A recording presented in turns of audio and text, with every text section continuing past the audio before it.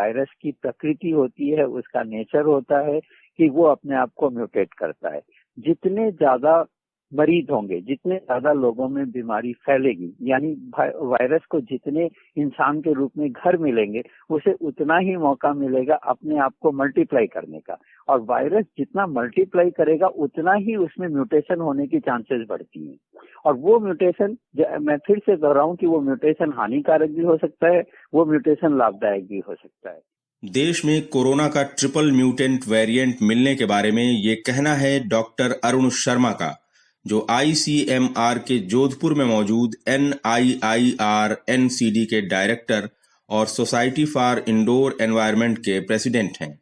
नमस्कार, आज है शुक्रवार 23 अप्रैल और आप सुन रहे हैं डेली न्यूज कास्ट। पूरी बात सुनते हैं कुछ देर में, उससे पहले एक नजर इस वक्त की बड़ी खबरों पर। देश में लगातार दूसरे दिन कोरोना के 3 लाख से अधिक मामले सामने आए। दुनिया के सारे रिकॉर्ड ध्वस्त। पिछले 24 घंटे में करीब 3,33,000 लोग हुए संक्रमित, 2250 से अधिक लोगों की मौत। इलाज करा रहे मरीजों की संख्या 24 लाख के पार। कोविड के बढ़ते मामलों को देखते हुए पश्चिम बंगाल में इलेक्शन कैंपेन पर सख्त हुआ चुनाव आयोग। आगामी चरणों में रोड शो, पदयात्रा और साइकिल बाइक रैली को मंजूरी नहीं। जनसभा में अधिकतम 500 लोग आ सकेंगे, इसमें भी सोशल डिस्टेंसिंग का कड़ाई से पालन करने का निर्देश। दिल्ली हाईकोर्ट ने आदेश के बाद भी राष्ट्रीय राजधानी को ऑक्सीजन की पर्याप्त आपूर्ति सुनिश्चित नहीं करने पर केंद्र सरकार को लगाई फटकार। कहा, भगवान भरोसे चल रहा देश। अदालत ने ऑक्सीजन आवंटन के आदेश में रुकावट डालने पर आपराधिक कार्रवाई की चेतावनी भी दी। टूट गई मशहूर संगीतकार नदीम श्रवण की जोड़ी। श्रवण राठौड़ का हुआ निधन। 2 दिन पहले हुए थे कोरोना पॉजिटिव। 90 के दशक में कई सुपरहिट फिल्मों में दिया था संगीत। आईपीएल में गुरुवार को खेले गए एक तरफा मुकाबले में रॉयल चैलेंजर्स बेंगलोर ने राजस्थान रॉयल्स को 10 विकेट से हराया। राजस्थान ने 20 ओवर में 9 विकेट खोकर बनाए थे 177 रन।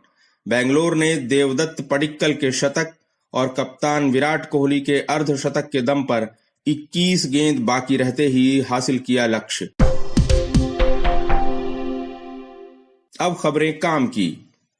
देश में 18 साल से अधिक उम्र के लोगों के कोरोना वैक्सीनेशन के लिए 28 अप्रैल से शुरू होगा रजिस्ट्रेशन। कोविन पोर्टल के जरिए कराया जा सकेगा पंजीकरण। पहचान पत्र के रूप में आधार कार्ड और ड्राइविंग लाइसेंस जैसे दस्तावेजों का किया जा सकता है इस्तेमाल। संयुक्त अरब अमीरात ने भारत पर लगाया 10 दिनों का ट्रैवल बैन। देश में कोरोना के बढ़ते मामलों को देखते हुए लिया फैसला।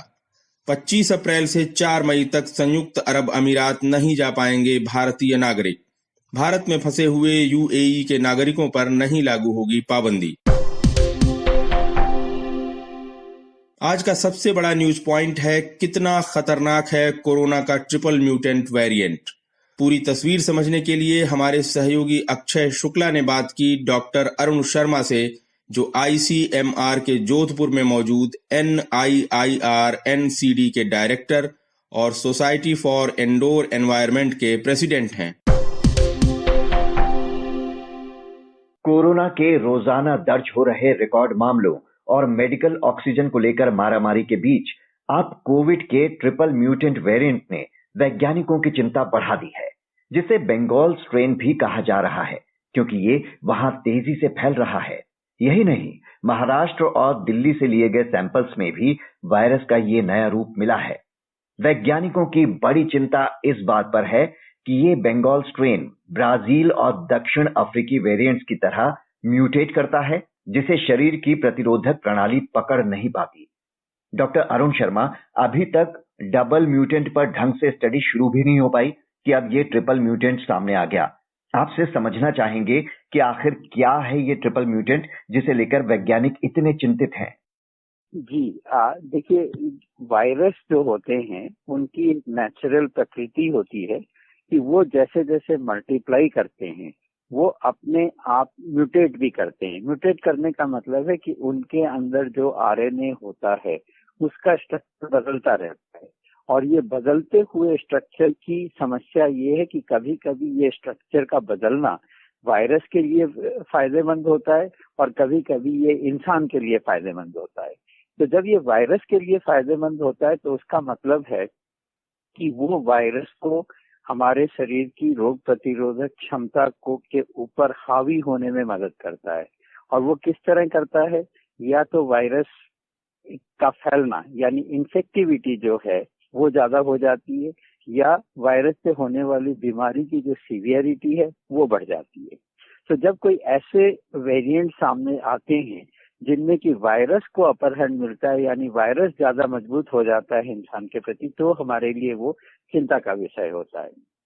डबल वेरिएंट हम तब कहते हैं, डबल म्यूटेंट हम तब कहते हैं जब दो स्ट्रेन आपस में एक साथ मिलके कोई नया स्ट्रेन बनाते हैं जिसमें दो ऐसे पॉइंट होते हैं जो हमारे शरीर की रोग प्रतिरोधक क्षमता के विरुद्ध काम करते हैं।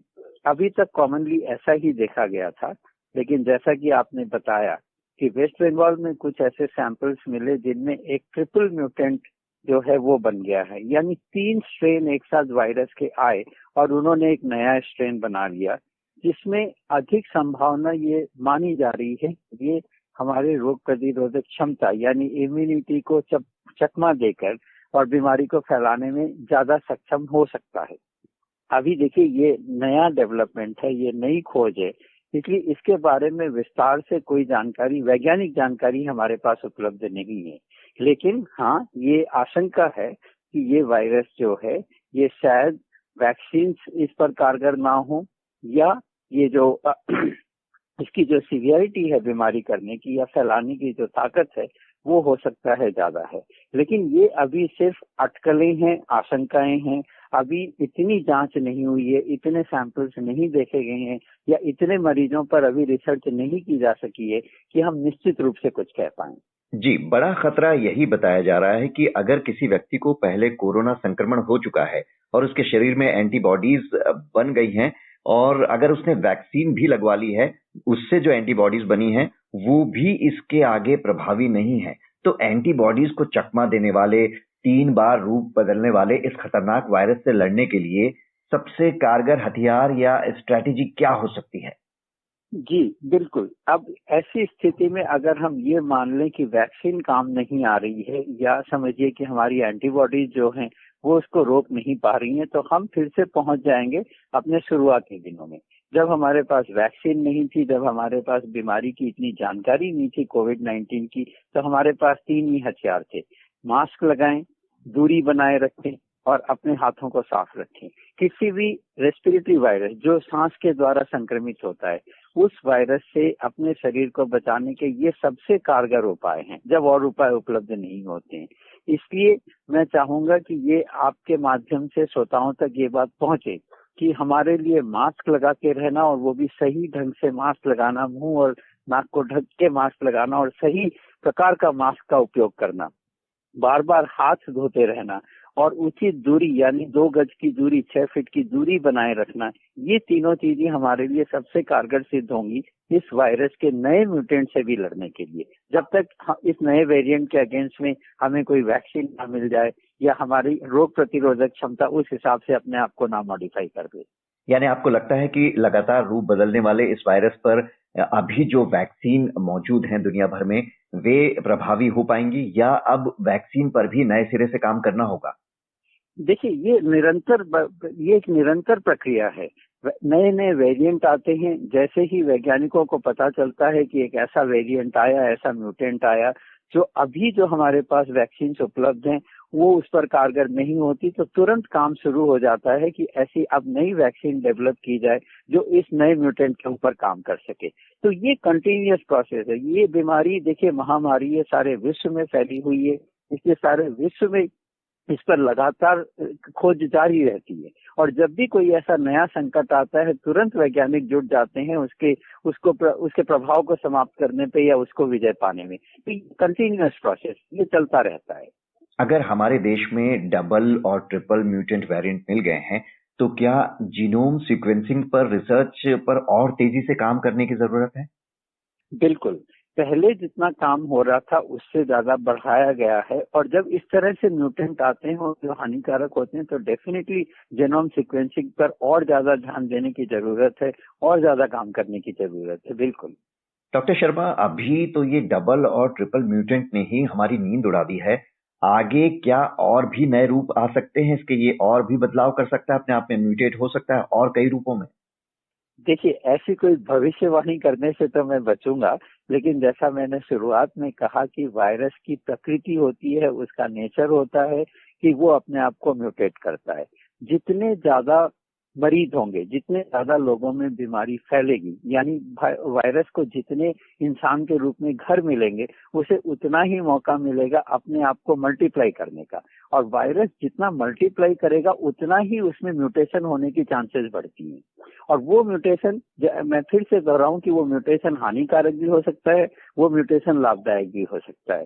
तो इस चीज को रोकने का सबसे अच्छा तरीका यही है कि हम चेन ऑफ ट्रांसमिशन को ब्रेक करें, हम बीमारी के संक्रमण को रोकें, हम बीमारी को कंटेन करें, कम से कम लोग संक्रमित हों, कम से कम लोग इस बीमारी को फैलाएं। ये जो बुनियादी चीजें हमें करनी है, ये करते रहें, नंबर ऑफ केसेस कम हो तो शायद म्यूटेशंस भी कम होंगे और अल्टीमेटली हम इस पे विजय पा सकेंगे। हर बीमारी से लड़ने के लिए हमारे शरीर में रोग प्रतिरोधक क्षमता होती है, लेकिन अब ऐसा लग रहा है कि इम्यून सर्विलांस सिस्टम इसे पकड़ ही नहीं पा रहा। जो अब तक की जांच, हालांकि कोई पुख्ता जांच नहीं आई है सामने, लेकिन जो अब तक की जांच आई है, ये कितनी चिंता की बात है? हाँ, देखिए, अभी बहुत अर्ली है इस बारे में ये कहना कि हम पकड़ नहीं पाए हैं या जान नहीं पाए हैं। निरंतर प्रयास जारी है और हो सकता है कि अगले 24 या 48 घंटे में हमारे पास ये खुशखबरी भी आ जाए कि हमें इसका निदान मिल गया है, या उसके लिए जो वैक्सीन बनानी है, वैक्सीन वेरिएंट है, या कोई एक ऐसी वैक्सीन है जो उसके अगेंस्ट में कारगर भी साबित हो सकती है। जी, डॉक्टर अरुण शर्मा, हमसे बात करने के लिए आपका शुक्रिया। इस चर्चा के बाद जानिए शेयर बाजार का हाल। नरमी के साथ खुले एशियाई बाजार, यूरोपीय मार्केट्स में तेजी का रुख। वहीं कोरोना के रिकॉर्ड मामले आने के बावजूद गुरुवार को बढ़त के साथ बंद हुए थे सेंसेक्स और निफ्टी। अब एक नजर इतिहास में आज के दिन पर। 1616 में ब्रिटेन के मशहूर साहित्यकार विलियम शेक्सपियर का निधन। 1984 में वैज्ञानिकों ने एड्स के वायरस के बारे में पता लगाया।